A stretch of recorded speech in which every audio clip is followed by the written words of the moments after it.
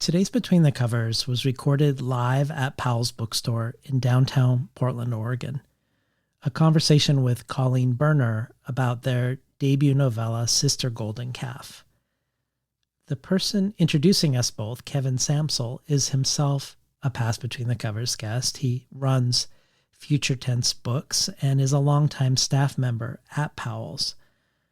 I've known Colleen since we met in our MFA program long ago, and we seem to not only have an affinity for each other as people, since we became friends and have stayed friends ever since, but also a shared aesthetic affinity, an attraction to hybrid writing or writing of indeterminate genre, as well as an attraction to prose where the sentence is attended to with the same attention to its musicality as poetry, something that I think you could say about Sister Golden Calf.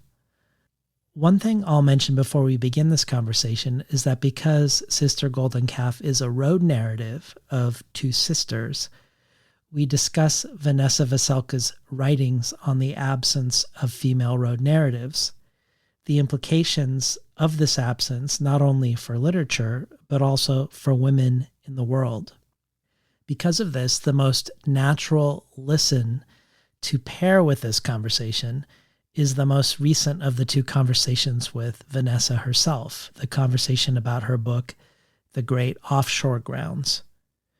As usual for supporters, I include links to that conversation and to the pertinent essays of Vanessa Veselka's and point people to Colleen's literary journal, Shirley Magazine, among other things, the resource email with each episode, and the collective brainstorm of who to have on the show in the future is something every supporter receives and is invited to participate in. And then there are a ton of other things to potentially choose from, whether the bonus audio archive or rare collectibles from past guests, or the Tin House Early Readership Program, receiving 12 books over the course of a year, months before the general public. You can find out about all of this and much, much more at patreon.com/betweenthecovers. And now for today's conversation with Colleen Burner.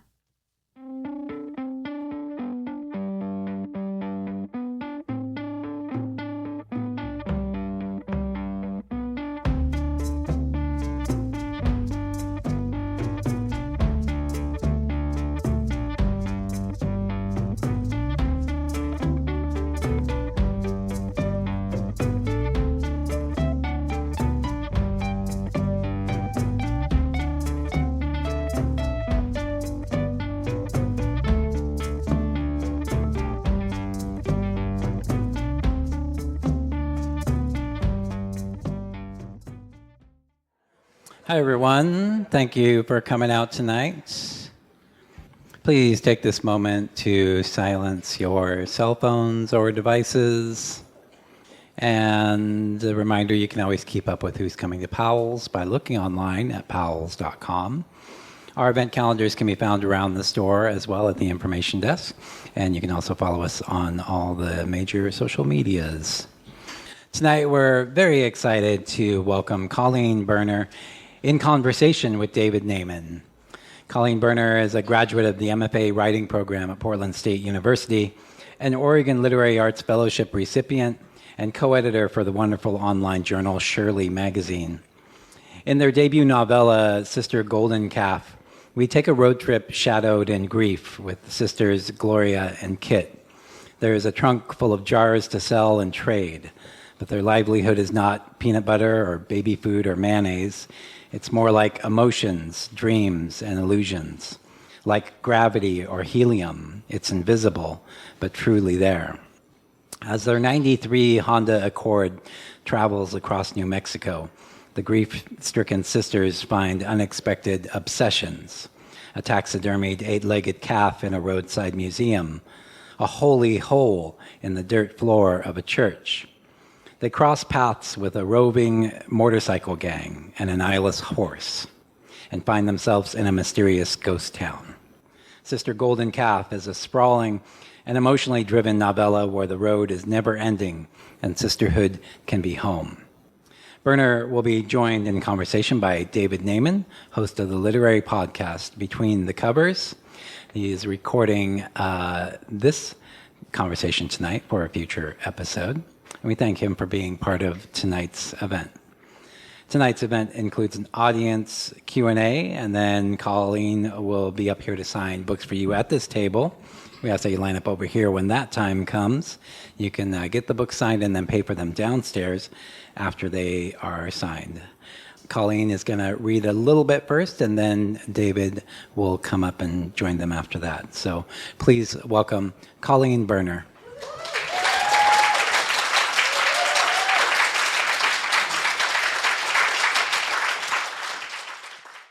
Hi. It's a real trip being on this side of the room. Thank you all so much for coming. I wanted to say also thank you to the people of PALS for making this event happen. They all deserve to be paid a fair wage. It should go without saying.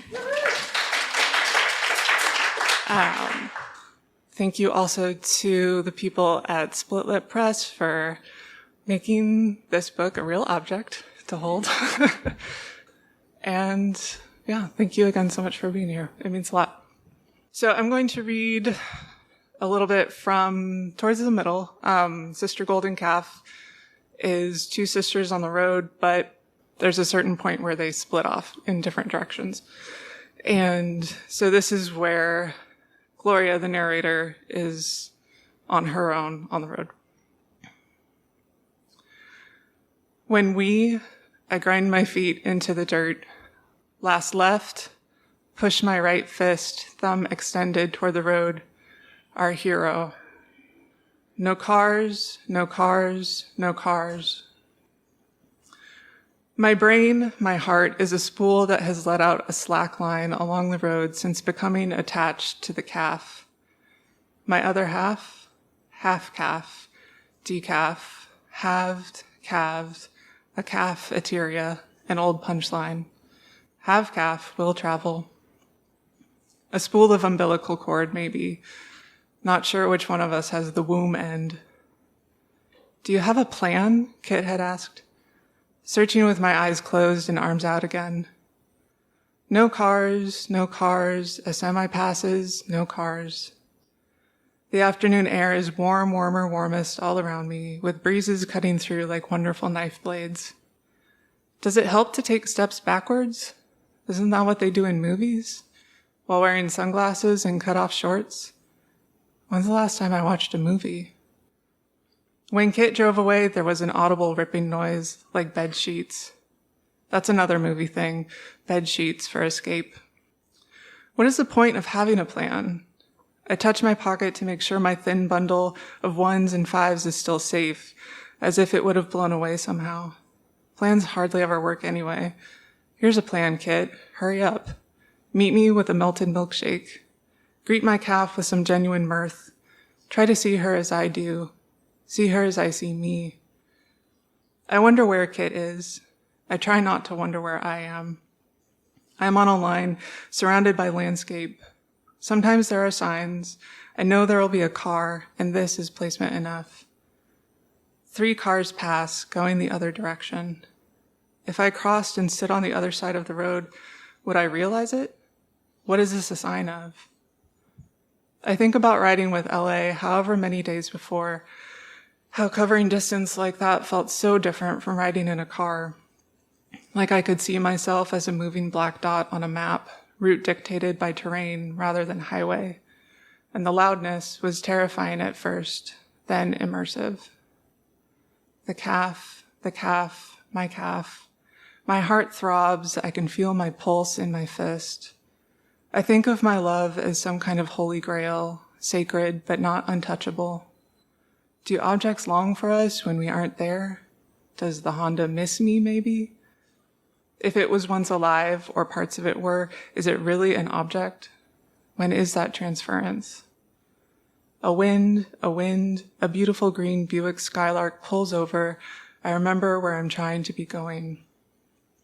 I shut the door in. I'm Betty, says the driver, a woman with a high, tight gray perm, maybe early 50s. I'm Gloria. My mouth is dry. She jabs her thumb toward the back seat. That's Mom, she says. Mom is a piebald Great Dane, white and rust like a cow, sleeping all over the back seat with her pink belly looking at me. Ma, where are you headed? Betty asks. Northeast, I guess, toward Fort Sumner. How about you? We're going north too, but west. That place with all the satellites, very large array. That's where Mom and I like to go camping. Isn't that right, Mom? Mom yawns and licks her muzzle, rolls over.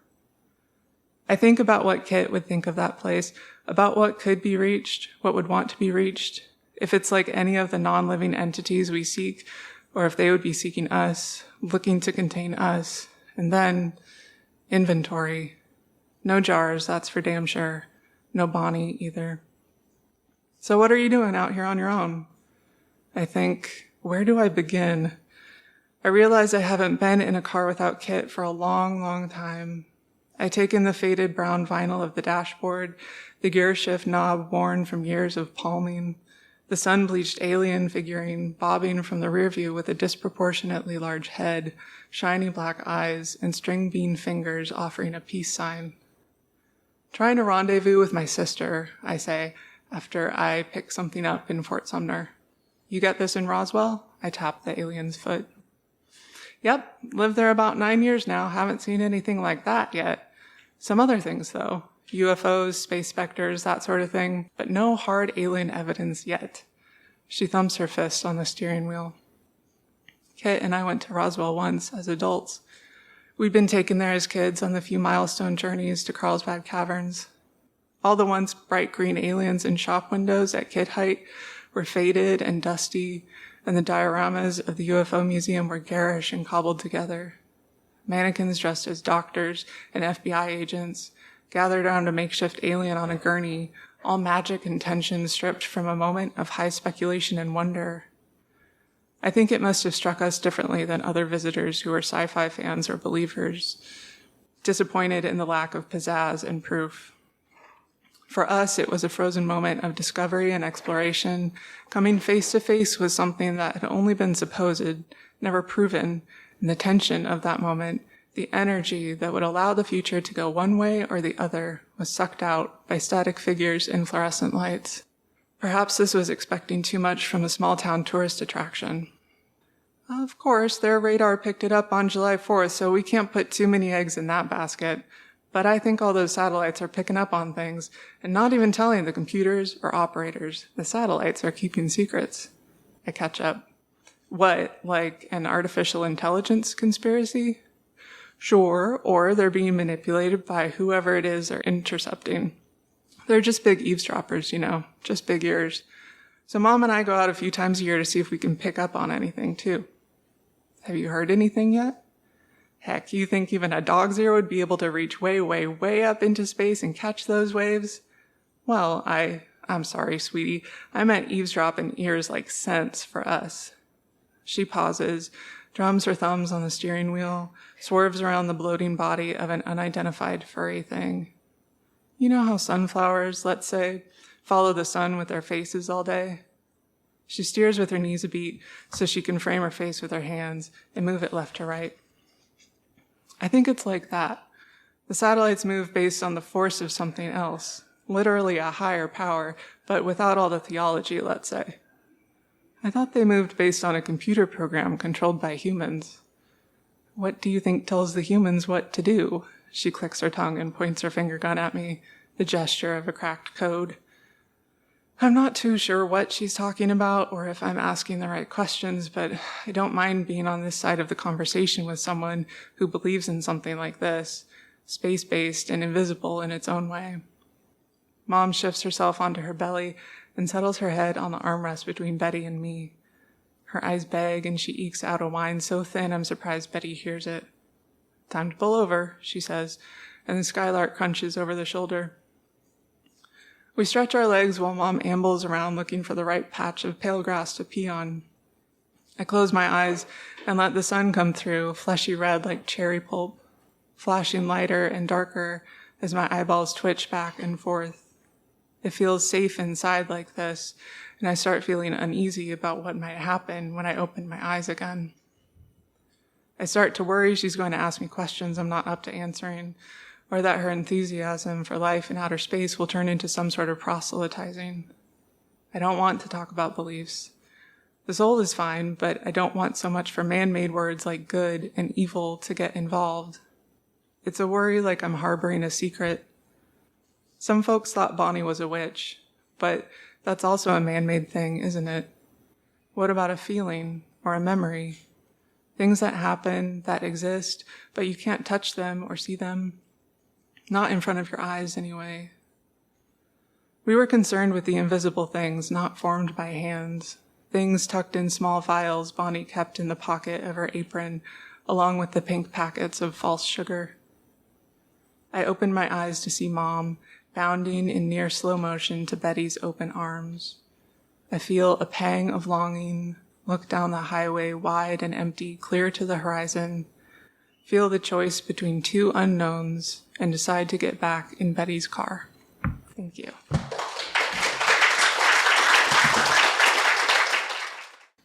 David, hi. Hi, Colleen. So I wanted to start out with reading this book that's a road novel of two sisters. One of the first things I thought of was Vanessa Veselka, not the experience of reading her. Your book doesn't read like a Vanessa Veselka book, but there's certain philosophical underpinnings that she explores in some of her essays about the female road narrative that I felt really connected to your book, so much so that I quoted from one of them in the blurb for the book. But I had no idea that it was actually an influence. And later you sent me a list of your influences, and the number one was Vanessa Veselka. So I felt like maybe we could start from this place of philosophy and the female road narrative, and maybe you could speak to some of the ways her thinking might have influenced some of your choices in the narrative. Sure. So the essay that we're talking about is called Green Screen, and it's about the lack of female road narratives.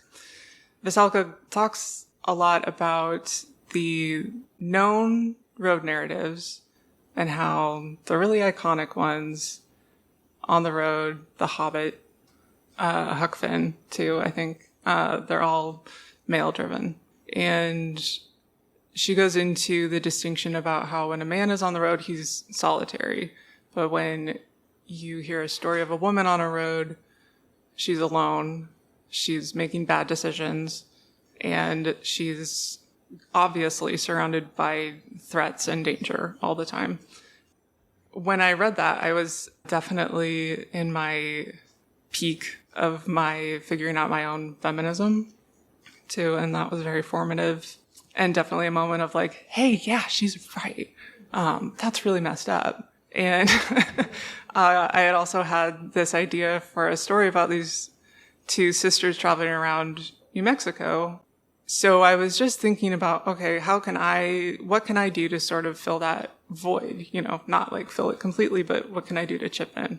And so one main thing that I did was I didn't include any men in the book to just take away a lot of what we know as threats and danger for women on the road, a huge source of that. Not that I could have written the book that has men in it, but still avoids all those threats for sure. But I kind of just wanted a break from even thinking about that. And so by taking them out of the equation and just getting it to, it's just these sisters, they're on the road because of grief, but they also don't have a huge purpose. So it's not necessarily a quest narrative, or they get to be just as aimless as other men do, basically. And yeah. I just wanted to afford them that agency. Well, I wanted to just read one thing from Green Screen to sort of set things up going forward, because one of the things she argues is that the loss of female road narratives isn't just a loss for literature, but it's actually a loss for women in the world. So in talking about murdered and disappeared women, this is what Veselka said. There is no doubt that the social invisibility of these women contributed to their predation. But what exactly was that invisibility made from? These women weren't remembered, it seemed, because they hadn't been seen in the first place. And they hadn't been seen partly because there was no cultural narrative for them beyond rape and death. As such, women on the road were already raped, already dead, whereas a man on the road might be seen as potentially dangerous, potentially adventurous, or potentially hapless. In all cases, the discourse is one of potential. When a man steps onto the road, his journey begins. When a woman steps onto that same road, hers ends. I guess I wondered, maybe this is an extension of what you've already said, but you remove men and there's no sexual violence in the book. It doesn't mean that there's not threats. There's still things that happen that aren't good. But is there a way removing that changes something about how you're telling the story also beyond that? Does it change the way the story moves or the form of the way you tell the story? Probably in ways that I'm not aware of, for sure.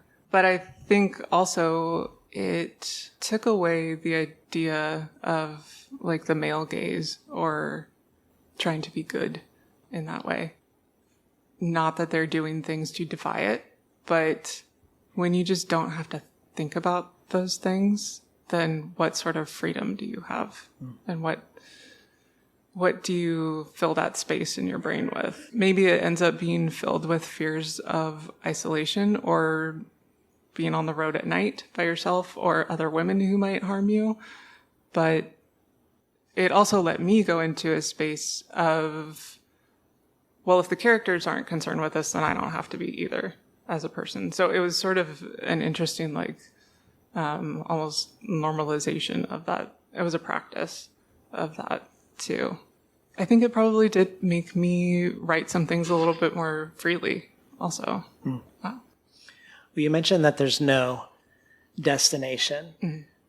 The sister's mother has died, and the traveling without destination is a sort of way for them to process their grief as they drive away from what they know.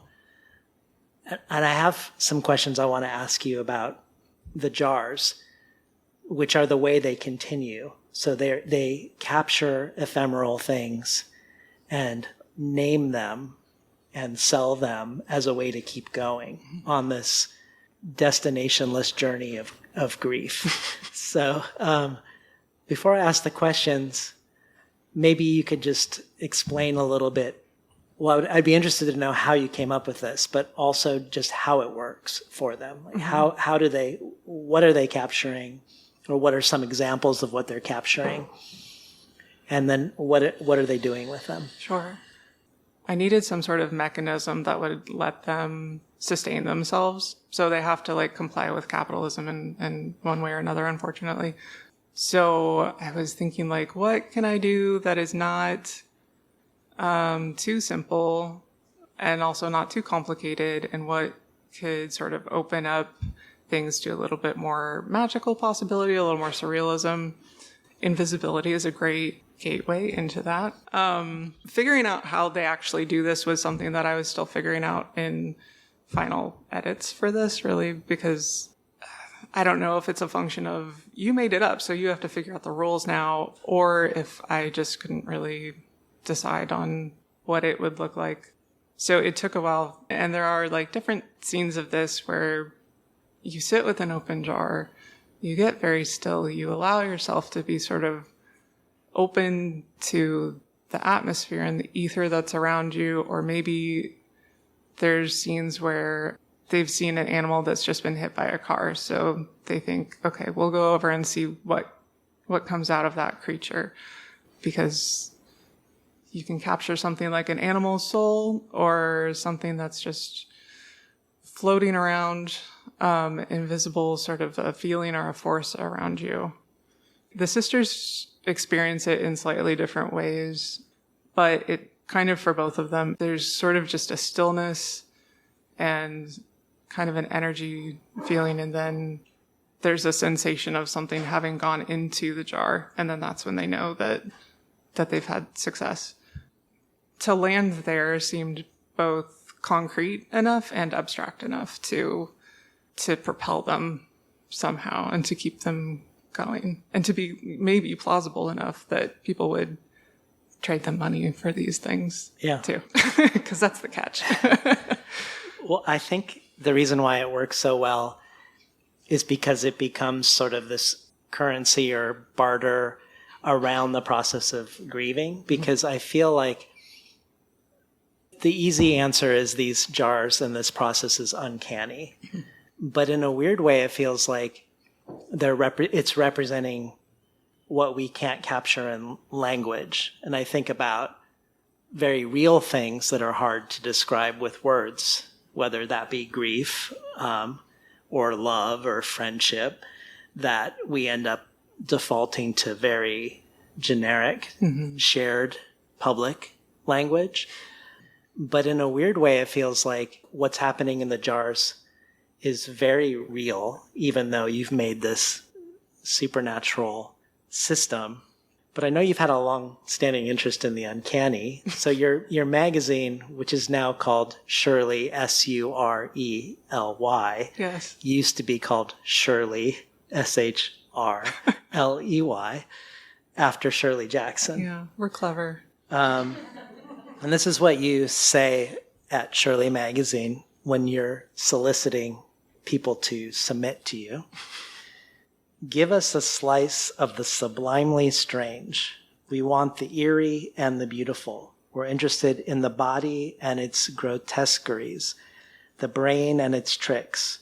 We want stories that don't clearly belong to any one genre, stories that will get our hands dirty, stories that expose the worms wriggling under the rock.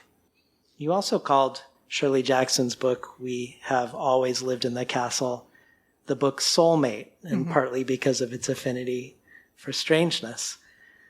So I guess I wanted you to speak a little bit into the uncanny, maybe your interest in the uncanny, whether the uncanny is related to naming or not being able to name. Because naming is very much a part of this jar system too. So it brings up questions of language. Are the jars uncanny in your mind? Talk to us about uncanniness and evoking uncanniness. Well, what's the opposite of uncanny? Canny? Canned. Let's say canned, where it's sealed. It's sealed and very clearly labeled, and hopefully whatever's going on in the can, you know exactly what to expect. There's a label with a picture on the outside. Maybe there's botulism. Who knows? But if you're going to pop that can and uncan it, anything could come out. I think that's really the thing, is just uncanny maybe as a sort of synonym for possibility, and not in terms of probability either, but just in terms of amplifying the ways in how life works, how anything could happen. But when it's on a page and when it's intentionally amplified like that, it can be fun, and it can be scary in a fun way, or just enjoyable.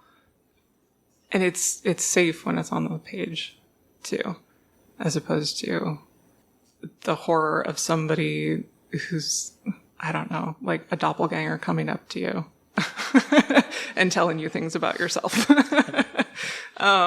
for example.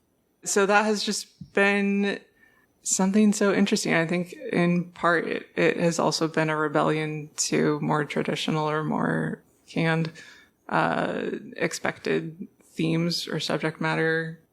It can be hard to get away from that, because when it's done well, it's done super well, and you want to spend more time with it. But also when you sort of turn a corner and something unexpected is there, but a writer is in control, then you're just along for the ride, I think.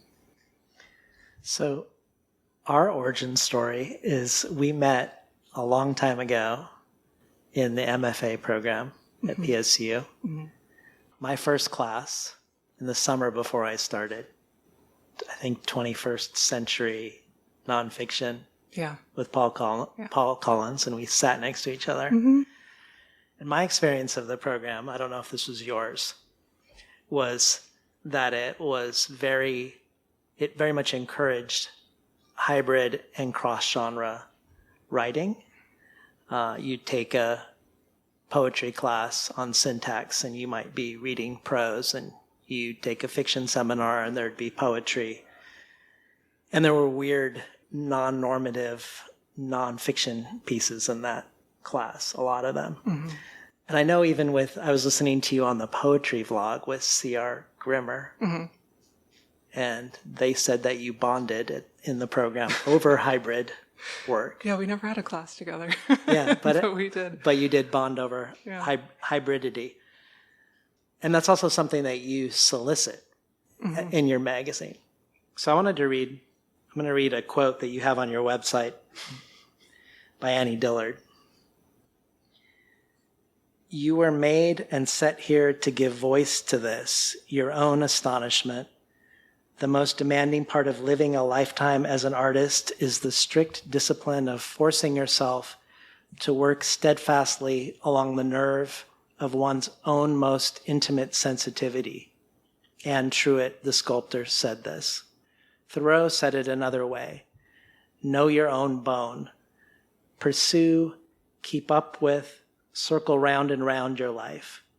Know your own bone, gnaw at it, bury it, unearth it, and gnaw at it still. That quote makes me wonder if there was a way this fictional story was also circling around and round your own life, and if so, in what way. But in a more general sense, with your attraction to crossing genres, is there a way in which you feel like this book crosses genres or has elements of other genres or troubling some known form within the fiction genre? To speak about sort of where it came from and how it maybe ties into my own life. My sister, who's here tonight, we did take a trip to New Mexico several years ago by ourselves and just kind of drove in a big circle around it. And it was wonderful. It was very much like, this is why they call it the land of enchantment. And I would not want to be here with anybody else.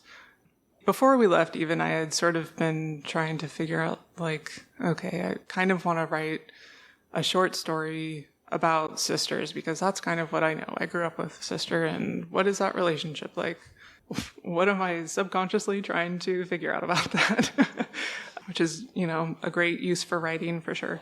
So that sort of started going, and I kind of just kept packing different things into it because we just saw so many things, and I felt so many different things about the landscape and how different it was and what it is like to just keep traveling for a while.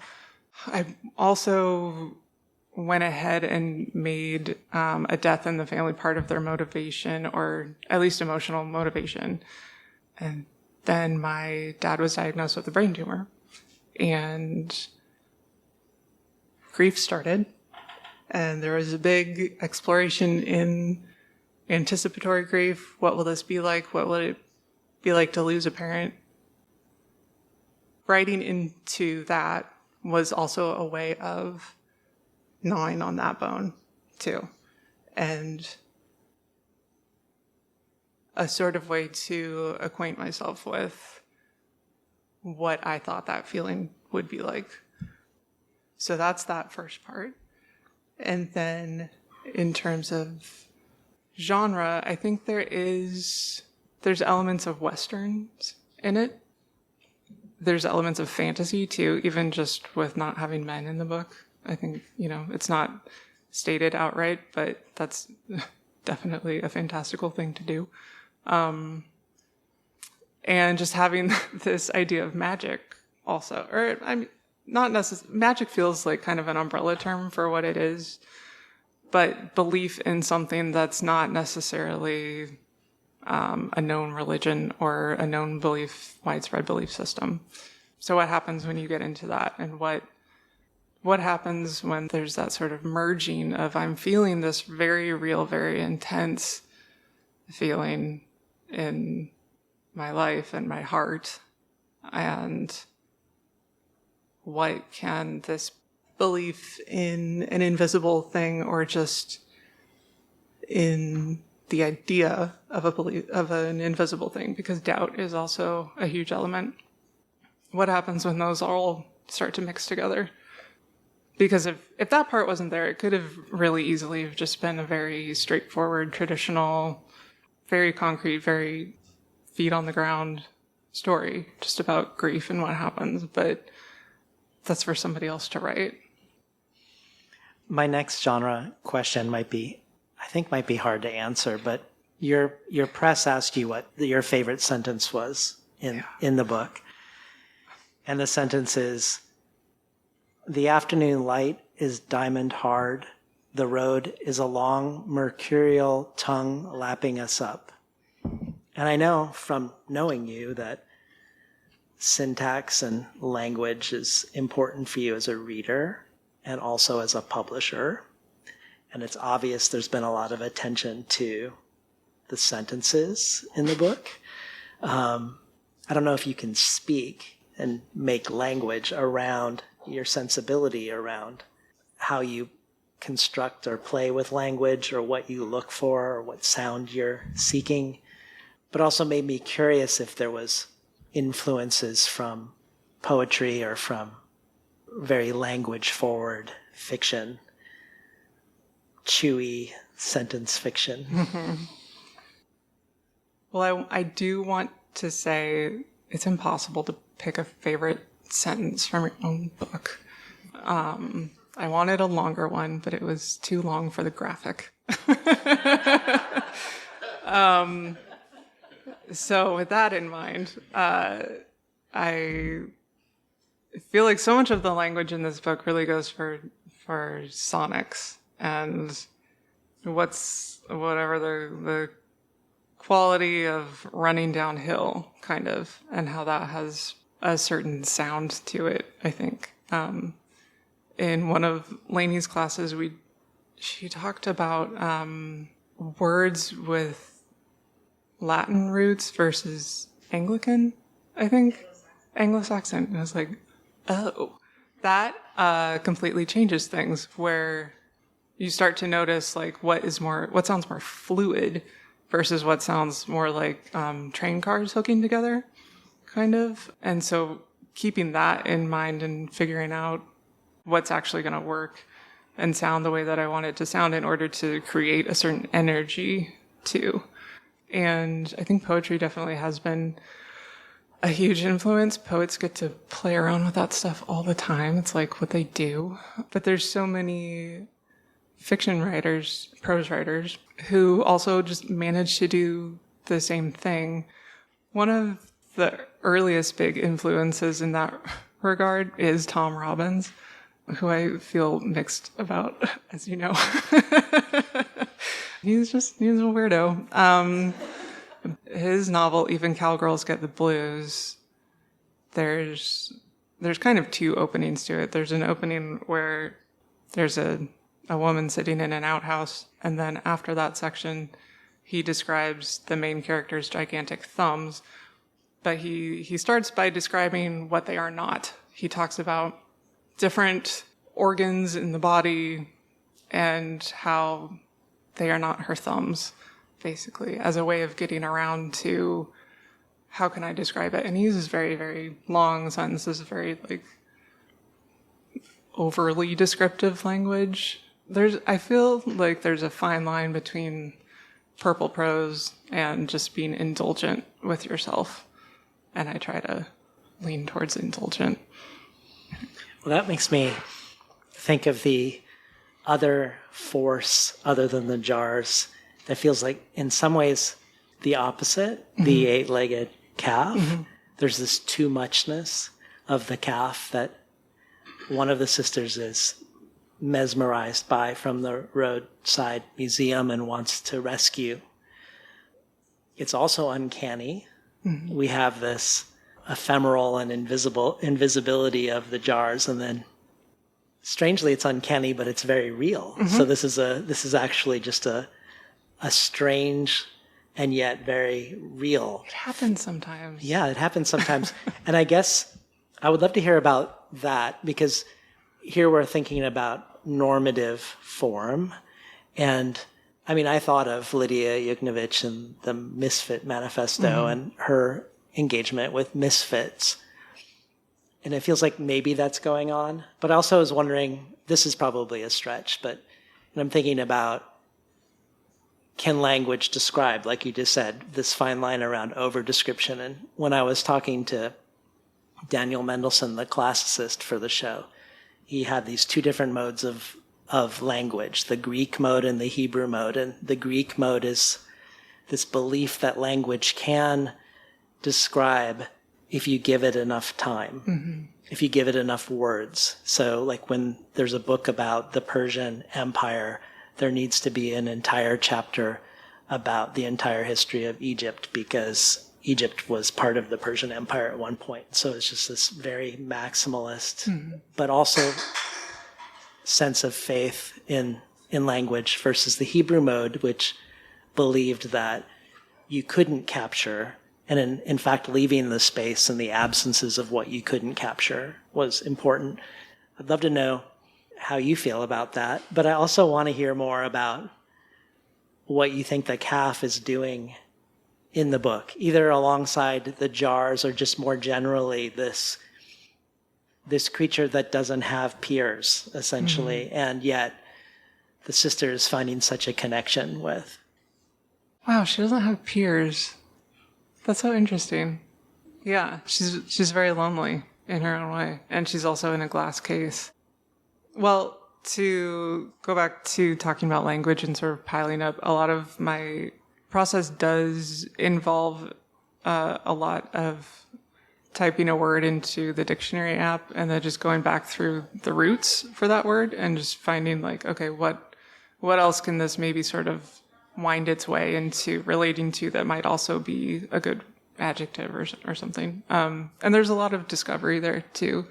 And it does sort of, it leads to different things also and piles up in a different way. I like looking at it that way. But yes, so the calf is real. She is still in New Mexico in a glass case, as far as I know. I haven't told the Billy the Kid Museum about the book. I don't know if I should. It's for the gift shop. Mm-hmm. They have a gift shop. Should I send it to them? Okay. So seeing this real thing that is so just completely sticks out in the context of the museum that it's in. It doesn't make sense for her to be in there. There's like cars and buggies and guns and regular deer head taxidermy, and then you turn a corner and there's this creature with 8 legs that looks completely mangled, but is also the idea that she was born at all, and that somebody, I don't know who, I would love to know who, I'll never know, was also fascinated by her enough to take her skin off after she died and put it on a different form to preserve her in a certain way. And I'm assuming that her legs are more or less the only way that they could be. That's an artifact in itself that people have always, not everybody, because some people are totally disgusted by it, but I would say maybe in general, people have always been fascinated by these things and willing to do whatever they can to keep looking at it. Like, she's on display for the public, so you can just go there and camp out for hours if you wanted to, and just reckon with this creature that exists and is completely unlike either of the sisters in that. I mean, she's an animal, she has 8 legs, she's dead. But I'm not totally sure why myself or Gloria was fascinated with her either, but there was just something about the idea of what if you did latch onto this and realized your obsession with this thing and fought like hell to make it yours. That's uncanny in its own way. Yeah, it felt related to the grief. Like, can't capture it, but it's too much at the same time. Yeah. And it's unique to, like, grief is ubiquitous in its own ways, but it's also, when you're in it, it's in your body. It's uniquely your own experience. And so frequently, like, impossible to put language to in a way that feels adequate. Maybe in the same way that it feels impossible for Gloria to really explain or understand why this calf is just something that she's drawn to. And maybe there is a sort of, like, substituting one very intense emotion for another, or trying to do that, which is also maybe just a very human thing to do. Also, whether we realize it or not, you get very overwhelming feelings and you have to figure out what to do with them. Yeah. Yeah. Well, let's open up the conversation for questions. Since this is being recorded, if you're open to being on the podcast, I'll hand you the microphone. Hi. Hi. Is there anything in particular that you were thinking you would like to capture in a jar? And if so, what would it be? Oh boy. Time. I mean, there's a whole song about catching time in a bottle, though. That's kind of. I think it's momentum. Yeah. You talked a bit about being influenced by Westerns. Like, obviously in the location, it's referencing a lot of very sort of famous backdrops. Are there other ways in which you feel like this book is referencing that genre? Yeah, so there are a few different references written throughout, like spaghetti westerns and When We Last Left Our Hero, that kind of thing. Notions of riding off into the sunset. And like a lot of people, I did have a Western phase where I watched a lot of Clint Eastwood movies, and then was lucky enough to be present for Claire Vaye Watkins' talk on pandering at Tin House a few years ago. I was like, oh, right. There is such a thing as getting into Westerns for the wrong reason. But yeah, I think mostly just like Westerns are also kind of boring sometimes. So it can be an excuse for like looking at a landscape that you're not in and looking at people riding horses too, which is great. And just that, I mean, there is something to that idea of like a kind of a hero's journey, or like somebody in this story is a bona fide hero and there's a villain, and I don't know, there's something romantic about that too. You talked about this book starting as a short story. Could you tell us how it evolved into the current form? Yeah. I found an early draft of this a few years ago and was like, there were men in this at one point? Scandalous. And it just kept going. I got to 20 pages and was like, this is the longest thing I've ever written, and I'm not done. I think initially it was also like more alien focused. Really, a lot of it has felt like an experiment in what happens if you just keep going and don't necessarily know what the ending is either. So there's a lot of discovery, I think, and just what happens if you just let yourself keep writing. I'm glad I didn't stop.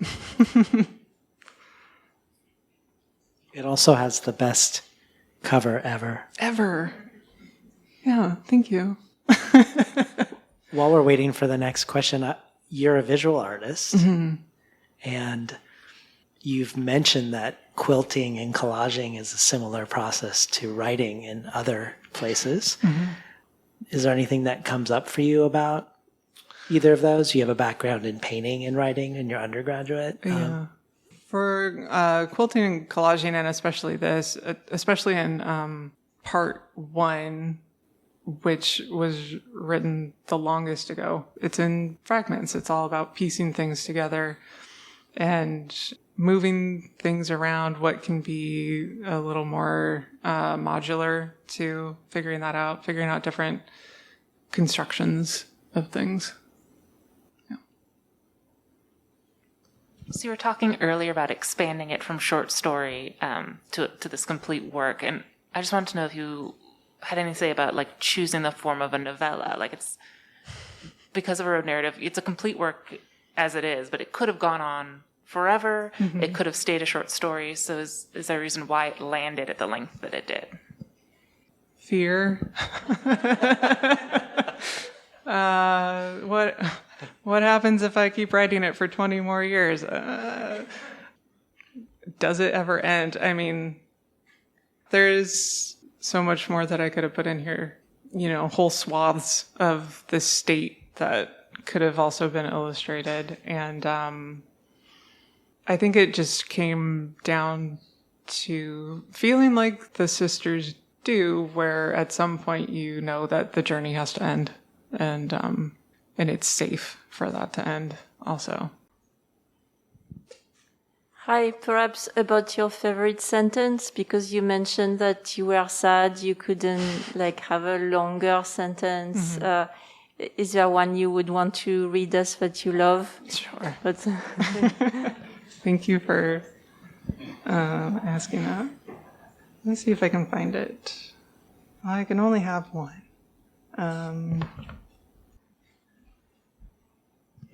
Well, you took my question, so I'll just couple that with saying I really liked what you said about words flowing versus clashing like train cars. And I think I'm going to think about that for a while, so thank you for that. Yeah. It's not really a question, but I was just thinking about the jars and the calf, and something that you guys haven't talked about, but I know is part of the book, is ghost towns. And I was just thinking about, maybe how that came about for you, whether it was before, as a piece, whether the jars and the calf came first, or just how that sits for you. Well, Kate and I did go to a ghost town. I think we took a tour there. There was like a tour guide. But, I mean, this is true for Oregon, too. Like, there's ghost towns everywhere that you can just walk into.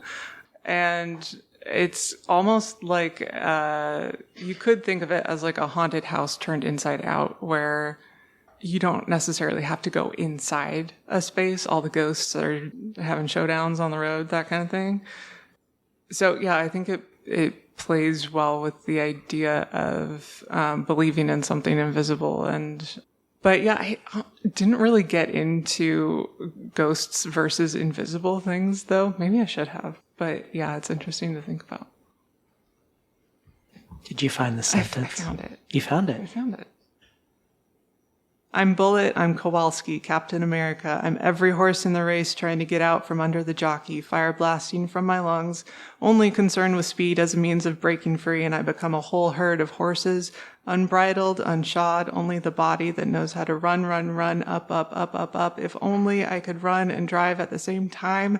If only my body could produce the same power and push on its own, so maybe I would stop feeling like my muscles were going to wrench themselves away from the joint and writhe out of my skin, the meat of me tearing itself free. Let's give a final round of applause for Colleen Burner. Thank you. Thank you so much for being here.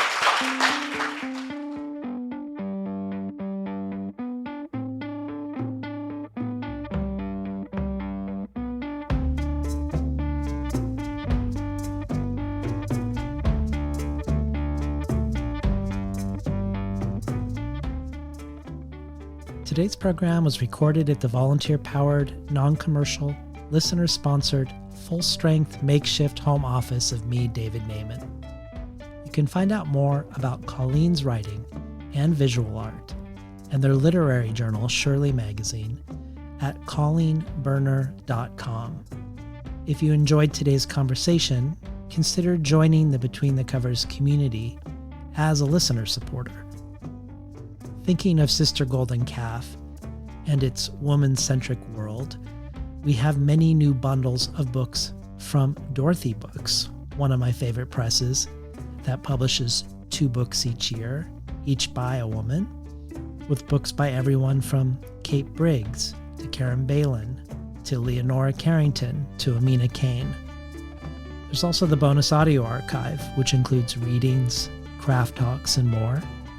And every supporter can join our brainstorm of future guests. And every listener supporter receives the supplementary resources with each conversation of things I discovered while preparing, things referenced during it, and places to explore once you're done listening. Additionally, there are a variety of other potential gifts and rewards, including the Tin House Early Readership subscription, getting 12 books over the course of a year, months before they're available to the general public, to a bundle of books selected by me and sent to you. You can find out more at patreon.com/betweenthecovers. Or if you prefer a one-time donation, you can do so by PayPal at tinhouse.com/support. I'd like to thank the Tin House team, Elizabeth DeMeo and Elisa Ogie in the book division, Beth Steidel in the art department, Becky Kramer and Jay Nichelle in publicity, and Lance Cleland, the director of the summer and winter Tin House Writers Workshops. Finally, I'd like to thank past Between the Covers guest, poet, musician, composer, performer, and much more, Alicia Jo Rabins, for making the intro and outro for the show. You can find out more about her work, her writing, her music, her film at aliciajo.com, ALICIAJO.com.